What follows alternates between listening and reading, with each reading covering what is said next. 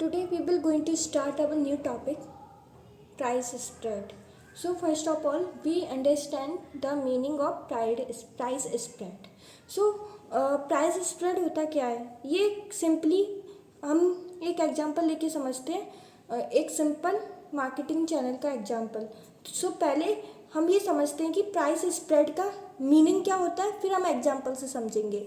सो इसका मतलब होता है कि जो हमारे प्रोड्यूसर होते हैं वो किसी कमोडिटी को प्रोड्यूस करते हैं, तो जिस प्राइस में प्रोड्यूसर ने उस कमोडिटी को बेचा, फिर उस कमोडिटी ने मार्केटिंग चैनल को ट्रैवल किया और वो अल्टीमेट कंज्यूमर तक पहुंची, यानी कि अल्टीमेट कंज्यूमर्स ने उस कमोडिटी को जिस प्राइस में ख़रीदा उसका डिफरेंस होता है, यानी कि the difference between the price paid by the consumer and the price received by the farmer. ये सिंपली क्या है, डिफरेंस होता है, यानी कि सब्सट्रैक्शन होता है price paid by the consumer and price received by the farmer. Okay, इनके बीच का डिफरेंस होता है. जैसे कि हम एक एग्जांपल लेके समझते हैं कि हमारे एक होगा एक फार्मर जिसने कोई भी कमोडिटी को प्रोड्यूस किया, मान लीजिए कॉटन. ओके, और फिर फार्मर ने जो कॉटन हमारी जो कमोडिटी है उसको प्रोड्यूस किया, उसको बेच दिया रिटेलर को, और रिटेलर ने फाइनल कंज्यूमर तो रिटेलर फार्मर को कितने पैसे दे रहा है उस कमोडिटी को खरीदने के लिए. मान लीजिए फार्मर की जो कॉस्ट आई वो आई 10 रुपीज़ उसे प्रोड्यूस करने के लिए.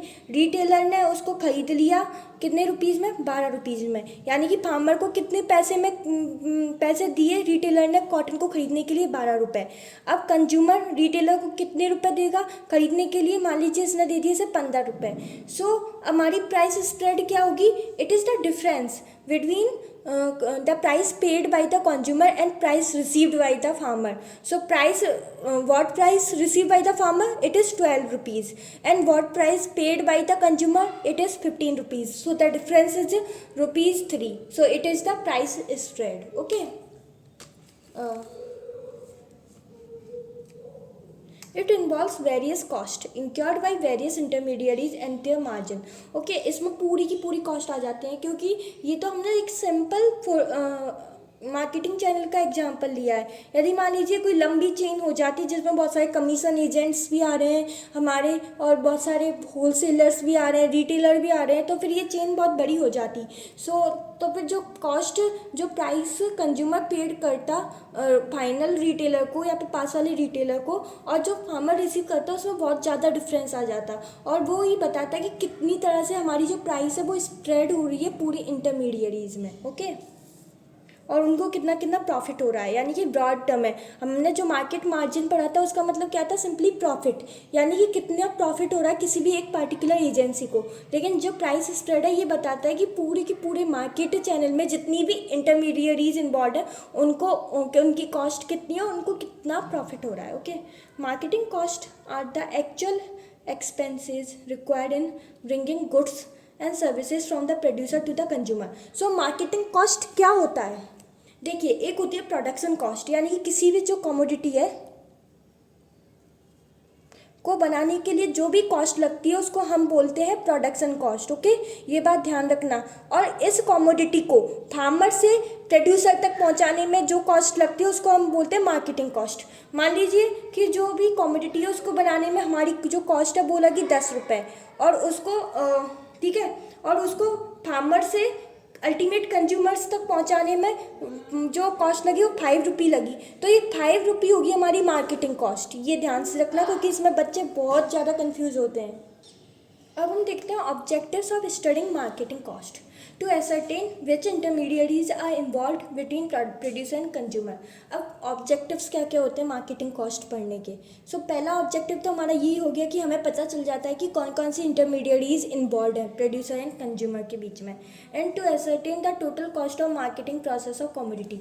और किसी भी कमोडिटी की जो मार्केटिंग कॉस्ट है, मार्केटिंग प्रोसेस है, उसमें कितनी कॉस्ट लग रही है वो भी ये बताता है. And to compare the price paid by the consumer with the price received by the producer. Okay, और ये कंपेयर करता है कि कितनी प्राइस कंज्यूमर ने पेड की, यानी कि ये प्राइस स्प्रेड का पॉइंट हो गया, ये हमें पता चल जाता है. To see whether there is any alternative to reduce the cost of marketing. और क्या देखता है कि कोई अल्टरनेटिव है या नहीं मार्केटिंग कॉस्ट को रिड्यूस करने के लिए. ओके, सो ये 4 ऑब्जेक्टिव्स हैं मेन फॉर मार्केटिंग कॉस्ट पढ़ने के लिए. अब हम देखते हैं ऐसे कौन कौन से कारण हैं जिसके कारण हमारी मार्केटिंग कॉस्ट हाई होती है. So transportation cost is high, so our marketing cost is also high. Consumption pattern, यानी कि bulk transport to deficit areas में जब हम बल्क ट्रांसपोर्ट करते हैं तो उससे क्या होता है, हमारी मार्केटिंग कॉस्ट बढ़ जाती है. Lack of storage facilities, bulkiness of the produce, absence of facilities for grading, perishable nature of produce. यदि जितना ज़्यादा ड्यूरेबल नेचर होगा प्रोड्यूस का उतनी कम मार्केटिंग कॉस्ट होगी, क्योंकि उन्हें ट्रांसपोर्ट करना आसान होगा. लेकिन जो पैरिसेबल गुड होते हैं ना, उनको ट्रांसपोर्ट करने में ही बहुत ही ख़राब हो जाते हैं, इसलिए उनकी कॉस्ट भी बढ़ जाती है और रिटर्न उतना मिल नहीं पाता. Costly and inadequate finance.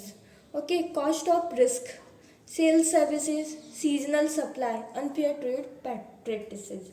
सो ये टोटल 11 रीजन थे कि हमारी मार्केटिंग कॉस्ट हाई क्यों होती है. अब हम देखते हैं कि आखिर कौन कौन से फैक्टर हैं जो कि हमारी मार्केटिंग कॉस्ट को अफेक्ट करते हैं. पहला है पेरिसेबिलिटी. पेरिसेबिलिटी कैसे अफेक्ट करती है, ऐसे गुड्स जो जल्दी ख़राब हो जाते हैं उनको पेरिशेबल गुड्स बोलते हैं. सो क्या होता है कि यदि हमारा गुड पेरिशेबल है तो हम उसे लॉन्ग ट्रांसपोर्ट नहीं कर सकते, और उन्हें स्टोरेज करने के लिए भी बहुत सारी हमें अरेंजमेंट करने पड़ेंगे ताकि वो ख़राब ना हो, जिसके कारण हमारी मार्केटिंग कॉस्ट बढ़ जाएगी. Losses in storage and transportation. अब क्या होता है, स्टोरेज में जो हमारे कुछ कुछ फ्रूट या वेजिटेबल होते हैं वो सड़ जाते हैं, या फिर कभी कभार रोडेंट्स पड़ जाते हैं, ऐसे ख़राब हो जाते हैं. और ट्रांसपोर्टेशन में भी जब लॉन्ग ट्रांसपोर्टेशन होता है उसमें भी ये ख़राब हो जाता है हमारे गुड्स, और अगर अच्छी तरह पैकेजिंग ना हो तो उसकी वजह से भी ख़राब हो जाते हैं. ओके, सो इस तरह से हमारी जो मार्केटिंग कॉस्ट है वो बढ़ जाती है, क्योंकि जो फार्मर होते हैं उनको इतना रिटर्न नहीं मिल पाता. Third, volume of the product handled.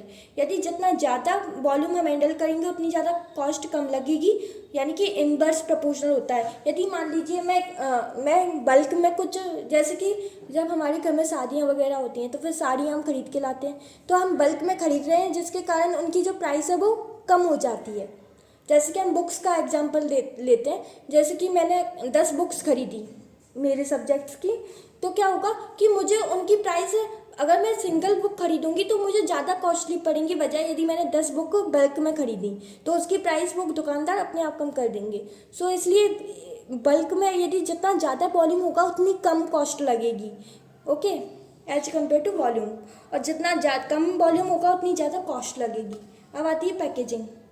अब ये पैकेजिंग किस पर डिपेंड करती है, on the type of packaging material use. Okay, जितना अच्छी पैकेजिंग करेंगे उतनी ज़्यादा कॉस्ट लगेगी. एडवर्टाइजमेंट. अब जो सेलिंग प्राइसेस हैं वो भी लग जाती हैं. जैसे कि हम अपने प्रोडक्ट का एडवर्टाइजमेंट करेंगे तो लास्ट में वो बियर कौन करेगा, वो हमारा कंज्यूमर ही करेगा, जिसके कारण हमारी कॉस्ट बढ़ जाएगी. Necessity of storage. कुछ प्रोडक्ट ऐसे होते हैं जिन्हें स्टोरेज करना ही पड़ता है, तो उसकी वजह से उनकी मार्केटिंग कॉस्ट बढ़ जाती है.